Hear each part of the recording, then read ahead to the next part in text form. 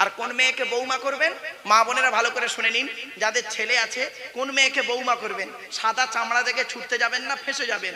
সব সাদা চামড়ার মেয়ে ভালো নয়, বাস্তবটাই বলছি, সব সাদা চামড়ার মেয়ে ভালো নয়।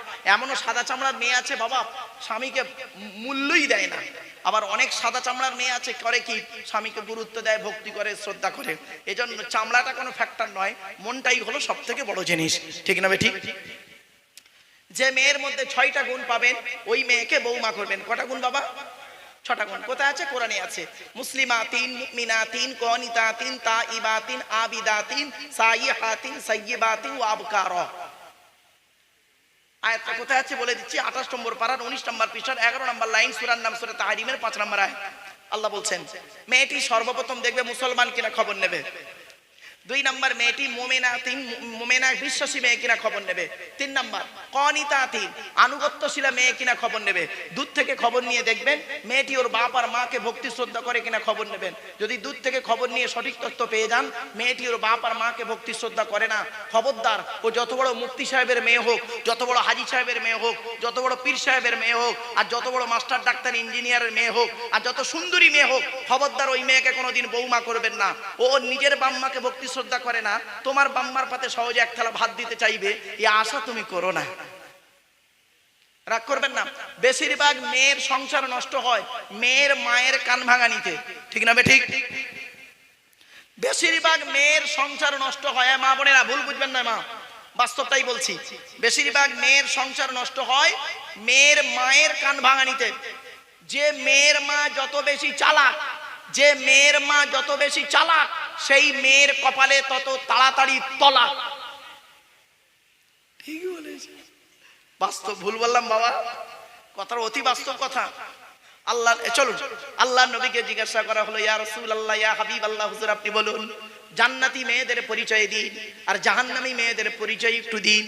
আল্লাহর নবী বলেন ওই মেয়েটি হলো জাহান্নামী, ওই মেয়েটি হলো জাহান্নামী যে নারী স্বামীর সঙ্গে যখন কথা বলে কর্কশ ভাষায় কথা বলে, মেজাজ দিয়ে কথা বলে, ওই নারী হলো জাহান্নামী। অনেক নারী আছে দেখবেন, অনেক বউ আছে দেখবেন, স্বামী, অনেক স্ত্রী আছে দেখবেন স্বামীর সঙ্গে যখন কথা বলে মেজাজ দিয়ে কথা বলে, কর্কশ ভাষায় কথা বলে। কেন? ও বড় লোকের মেয়ে, ও বংশ ভালো বংশের মেয়ে, ইত্যাদি ইত্যাদি। ওর মানে পয়সাওয়ালা ঘরের মেয়ে, ওর হয়তো রূপের গরম আছে, দেখতে সুন্দরী, স্বামীর গায়ের রং কালো, বেচারা গরিব, এই জন্য তার সঙ্গে কথা বলছে কর্কশ ভাষায়, খেতে পারোনি, দেখতে পারোনি, অমুক করে। আর পাড়ার দুটো যুবক ছেলের সঙ্গে যখন কথা বলে কি বলে জানেন? পাড়ার যুবক ছেলে দুটো বলছে, ভাবি তুমি ভালো আছো? তখন ভাবি বলছে, হ্যাঁ ভাই আল্লাহ ভালো রেখেছে। তখন ছেলে, ইয়াং ছেলে দুটো বলছে, ভাবি তোমার গলার আওয়াজটা কত মিষ্টি। তখন ভাবি কি বলছে শুনবেন? যাক 20 বছরে তোমার ভাই আমাকে চিনতে পারলো না, তোমরাই আমার চিনতে পেরেছো। হ্যাঁ রে, 20 বছরে তো স্বামী তো চিনতে পারে না, এই দুটো ইয়াং ছেলে তোকে চিনতে পেরেছে।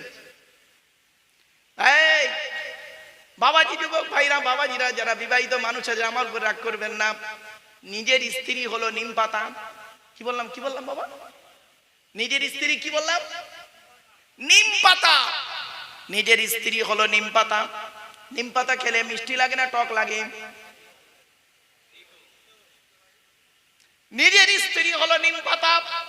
যদি ভিতরে সুগার থাকে, সুগার যদি থাকে, তিতো খেলে সুগারটাকে একটু কমে যায়, বুঝতে পারেন? সুগার মানে গন্ডগোল, বদমাইশি, রোগ সুগারের কথা বলিনি। নিজের স্ত্রী হলো নিম পাতা, সুগার থাকলে কমে যাবে। আর পরের স্ত্রী হলো রসগোল্লা, যত খাবে সুগার বাড়বে। ও বাবা রাগ করো না, বা অতি বাস্তব কথাটাই বললাম। ওরে দুনিয়া, আল্লাহর দুনিয়াতে আর শয়তানের চক্রে, শয়তানের চক্রে হালাল বস্তুতে মজা কম, হারাম বস্তুতে মজা বেশি। আর আল্লাহর রহমতের দুনিয়াতে হালাল বস্তুতে মজা বেশি, হারাম বস্তুতে মজাই নেই। উদাহরণটা দেবো? আর বলুন দেবো কিনা বলুন? আবার বলছি, ভালো আমার ওয়াজ বুঝতে হবে বাবা। শয়তানের চক্রে, শয়তানের চক্রেতে, শয়তানের চক্রে হারাম বস্তুতে মজা বেশি, হালাল বস্তুতে মজা কম। আর আল্লাহর রহমতের দুনিয়াতে হারাম বস্তুতে মজাই নেই, হালাল বস্তুতে অধিক মজা। এবার উদাহরণটা দিয়ে দিচ্ছি, বাড়ি থেকে চিন্তা করবেন। নিজের স্ত্রীর দেখতে অতীব সুন্দরী, নিজের স্ত্রীর দেখতে অতীব সুন্দরী হালাল বস্তু, ঠিক না বেঠিক? নিজের স্ত্রীর দেখতে অতীব সুন্দরী, 4টে বাচ্চা হয়ে গেছে বলে আর তার ভালো লাগে না। কাজের মেয়েটা দেখতে অত সুন্দরী নয়, তার পেছনে পড়ে আছে। এই জন্য কথাটি বলেছিলাম, ভাঙতে চাইছিলাম না, তবু একটু ভেঙে দিলাম। না ভাঙলে তো বুঝতে অসুবিধা হয়ে যেত। চলো না, গিয়ে যাচ্ছি। আল্লাহর নবীকে জিজ্ঞাসা করা হলো, ইয়া রাসূলুল্লাহ, জাহান্নামী নারীর পরিচয় কি? নবী বললেন, ওই নারী হলো জাহান্নামী যে নারী স্বামীর সামনে যখন কথা বলে কর্কশ ভাষায় কথা বলে। 2 নাম্বার, ওই নারী হলো জাহান্নামী যে নারীর ব্যবহারে তার স্বামী হকের উপরে নারাজ থাকে। 3 নাম্বারে বলল, ওই নারী জাহান্নামী যে নারী নিজের রূপটাকে স্বামী ছাড়া অন্যের কাছে প্রকাশ করে। অনেক মা বোন আছে দেখবেন, বাড়িতে যখন থাকে ভালো সাজুগুজু করে থাকে না, বাইরে যখন বেরোয় তখন দেখবেন সুন্দর করে অন্য লোককে দেখানোর জন্য বেরোয়।